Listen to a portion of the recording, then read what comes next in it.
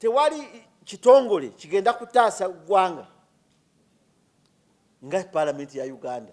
Emirundi mingi mu Palamenti eno giweranga esatu nga nsaba speaker ne deputy speaker atuwe in house twogere ku bakomishona abaffe kubanga esente zandwadde zituzimbira chambers ezitukola ki bazikola bakomishona bateeseza ffe bakomishona balina emmotoka mpya bakomishona balina badriver basasulwa si bwe kiri basemu bakomishona bafuna amafuta buli wiiki badigida budigizi kati bwe mujja ne mwewa ssente nga temuyise mu bukiiko bwa Palamenti mateeka ga Palamenti n'ozimanya kikyamu tetugenda kikkiriza era tugenda kukwata empapula tutandike okusayiningisa ababaka ate bajja kusayininga ekirevu kiwedde okumwa tusigadde mbalabe.